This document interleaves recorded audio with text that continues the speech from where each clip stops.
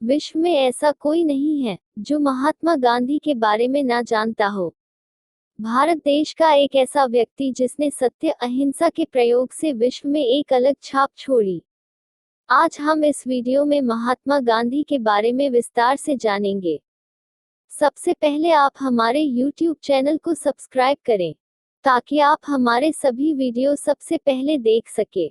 चलो वीडियो शुरू करते हैं। महात्मा गांधी की जीवनी। महात्मा गांधी जी का प्रारंभिक जीवन। मोहनदास करमचंद गांधी का जन्म पश्चिमी भारत में वर्तमान गुजरात के एक तटीय शहर पोरबंदर नामक स्थान पर 2 अक्टूबर सन 1869 ईस्वी को हुआ था। उनके पिता करमचंद गांधी सनातन धर्म की पंसारी जाति से संबंध रखते थे और ब्रिटिश राज के समय काठियावाड़ की एक छोटी सी रियासत पोरबंदर के दीवान अर्थात प्रधानमंत्री थे। महात्मा गांधी की माता का नाम पुतलीबाई था। अपने परिवार में सबसे छोटे बापू की एक सबसे बड़ी बहन और 2 बड़े भाई थे। महात्मा गांधी का कम आयु में विवाह हो गया था। मई 1883 ईस्वी में से 13 साल की आयु पूर्ण करते ही उनका विवाह 14 साल की कस्तूरबा माखनजी से कर दिया गया। पत्नी का पहला नाम छोटा करके कस्तूरबा कर दिया गया और उसे लोग प्यार से बा कहते थे। यह विवाह उनके माता पिता द्वारा तय किया गया व्यवस्थित बाल विवाह था जो उस समय उस क्षेत्र में प्रचलित था।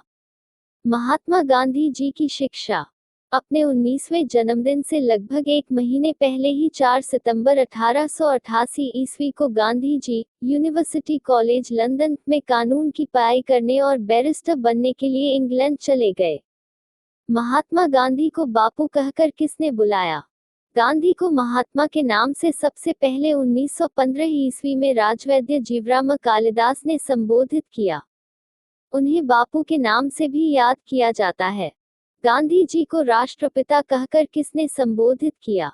सुभाष चंद्र बोस ने 6 जुलाई 1944 ईस्वी को रंगून रेडियो से गांधी जी के नाम जारी प्रसारण में उन्हें राष्ट्रपिता कहकर संबोधित करते हुए आजाद हिंद फौज के सैनिकों के लिए उनका आशीर्वाद और शुभकामनाएं मांगी थी।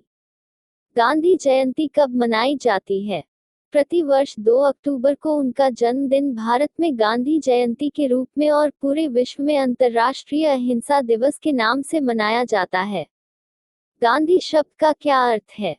गुजराती भाषा में गांधी का अर्थ है पंसारी जबकि हिंदी भाषा में गांधी का अर्थ है इत्र फुलेल बेचने वाला जिसे अंग्रेजी में परफ्यूमर कहा जाता है।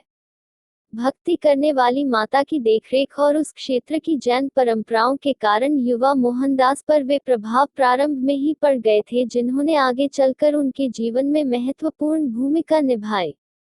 इन प्रभावों में शामिल थे दुर्बलों में जोश की भावना, शाकाहारी जीवन, आत्मशुद्धि के लिए उपवास तथा विभिन्न जातियों के लोगों के बीच सहिष्णुता। दक्षिण अफ्रीका 1893 ईस्वी से 1994 ईस्वी। दक्षिण अफ्रीका में गांधी को भारतीयों पर भेदभाव का सामना करना पड़ा। आरंभ में उन्हें प्रथम श्रेणी कोच की वैध टिकट होने के बाद तीसरी श्रेणी के डिब्बे में जाने से इनकार करने के लिए ट्रेन से बाहर फेंक दिया गया था। इतना ही नहीं, पायदान पर शेष यात्रा करते हुए एक यूरोपियन यात्री के अंदर आने पर चालक की मार भी झेलनी पड़ी। उन्होंने अपनी इस यात्रा में अन्य भी कई कठिनाइयों का सामना किया। अफ्रीका में कई होटलों को उनके लिए वर्जित कर दिया गया। इसी तरह ही बहुत सी घटनाओं में से एक यह भी थी जिसमें अदालत के न्यायाधीश ने उन्हें अपनी पगड़ी उतारने का आदेश दिया था जिसे उन्होंने नहीं माना। 1906 के जुलू युद्ध में गांधी की भूमिका। 1906 में जुलू दक्षिण अफ्रीका में नए चुनाव करके लागू करने के बाद 2 अंग्रेज अधिकारियों को मार डाला गया। बदले में अंग्रेजों ने जुलू के खिलाफ युद्ध छेड़ दिया।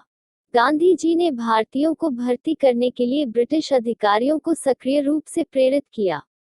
उनका तर्क था अपनी नागरिकता के दावों को कानूनी जामा पहनाने के लिए भारतीयों को युद्ध प्रयासों में सहयोग देना चाहिए। तथापि अंग्रेजों ने अपनी सेना में भारतीयों को पद देने से इनकार कर दिया था। भारतीय स्वतंत्रता संग्राम के लिए संघर्ष 1916 ईस्वी से 1945 ईस्वी। चंपारण और खेड़ा। गांधी जी की पहली बड़ी उपलब्धि 1918 ईस्वी में चंपारण सत्याग्रह और खेड़ा सत्याग्रह में मिली। हालांकि अपने निर्वाह के लिए जरूरी खाद्य फसलों की बजाय नील नकद पैसा देने वाली खाद्य फसलों की खेती वाले आंदोलन भी महत्वपूर्ण रहे, लेकिन इसके प्रमुख प्रभाव उस समय देखने को मिले जब उन्हें अशांति फैलाने के लिए पुलिस ने गिरफ्तार किया और उन्हें प्रांत छोड़ने के लिए आदेश दिया गया। हजारों की तादाद में लोगों ने विरोध प्रदर्शन किए और जेल, पुलिस स्टेशन एवं अदालतों के बाहर रैलियां निकालकर गांधी जी को बिना शर्त रिहा करने की मांग की। गांधी जी ने जमींदारों के खिलाफ विरोध प्रदर्शन और हड़तालों का नेतृत्व किया। इस संघर्ष के दौरान ही गांधी जी को जनता ने बापू, पिता और महात्मा, महान आत्मा के नाम से संबोधित किया। खेड़ा में सरदार पटेल ने अंग्रेजों के साथ विचार विमर्श के लिए किसानों का नेतृत्व किया, जिसमें अंग्रेजों ने राजस्व संग्रहण से मुक्ति देकर सभी कैदियों को रिहा कर दिया गया था। इसके परिणामस्वरूप गांधी की ख्याति देश भर में फैल गई। असहयोग आंदोलन। गांधी जी ने असहयोग, अहिंसा तथा शांतिपूर्ण प्रतिकार को अंग्रेजों के खिलाफ शस्त्र के रूप में उपयोग किया। पंजाब में अंग्रेजी फौजों द्वारा भारतीयों पर जलियांवाला नरसंहार, जिसे अमृतसर नरसंहार के नाम से भी जाना जाता है, ने देश को भारी आघात पहुंचाया, जिससे जनता में क्रोध और हिंसा की ज्वाला भड़क उठी। गांधी जी ने ब्रिटिश राज तथा भारतीयों द्वारा प्रतिकारात्मक रवैया दोनों की। उन्होंने ब्रिटिश नागरिकों तथा दंगों के शिकार लोगों के प्रति संवेदना व्यक्त की तथा पार्टी के आरंभिक विरोध के बाद दंगों की भर्त्सना की।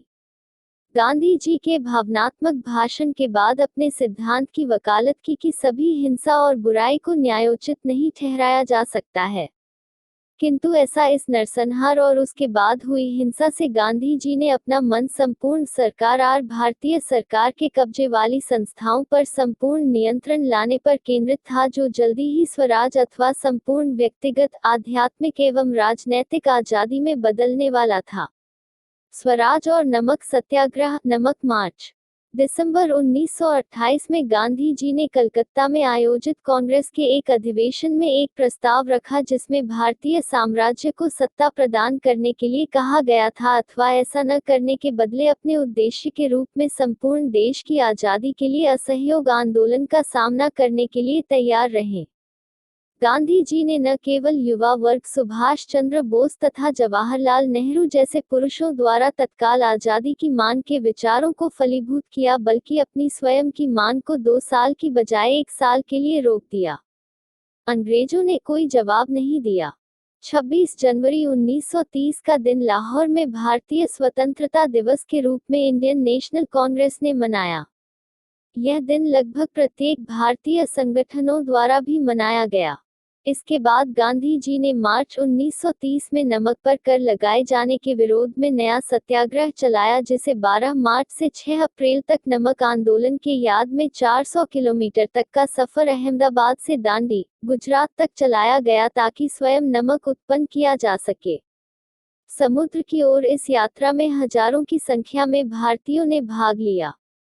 भारत में अंग्रेजों की पकड़ को विचलित करने वाला यह एक सर्वाधिक सफल आंदोलन था, जिसमें अंग्रेजों ने 80,000 से अधिक लोगों को जेल भेजा। हरिजन आंदोलन और निश्चय दिवस। अछूतों के जीवन को सुधारने के लिए गांधी जी द्वारा चलाए गए इस अभियान की शुरुआत थी। गांधी जी ने इन अछूतों को हरिजन का नाम दिया, जिन्हें वे भगवान की संतान मानते थे। 8 मई 1933 को गांधी जी ने हरिजन आंदोलन में मदद करने के लिए आत्मशुद्धिकरण का 21 दिन तक चलने वाला उपवास किया। द्वितीय विश्व युद्ध और भारत छोड़ो आंदोलन। द्वितीय विश्व युद्ध 1939 में जब छिड़ने नाजी जर्मनी आक्रमण पोलैंड।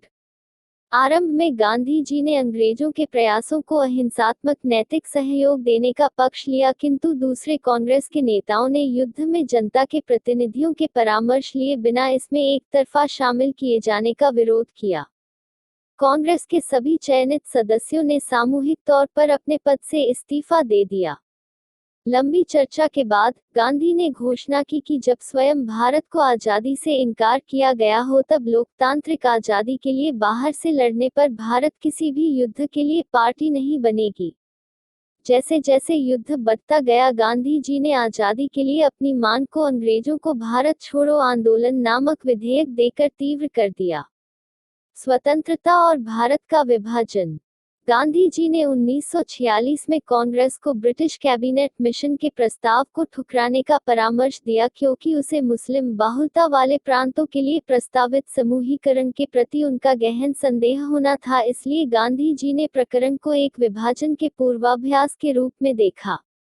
गांधी जी किसी भी ऐसी योजना के खिलाफ थे जो भारत को दो अलग अलग देशों में विभाजित कर दे। भारत में रहने वाले बहुत से हिंदुओं और सिखों एवं मुस्लिमों का भारी बहुमत देश के बंटवारे के पक्ष में था। इसके अतिरिक्त मोहम्मद अली जिन्ना, मुस्लिम लीग के नेता, ने पश्चिम पंजाब, सिंध, उत्तर पश्चिम सीमांत प्रांत और पूर्वी बंगाल में व्यापक सहयोग का परिचय दिया।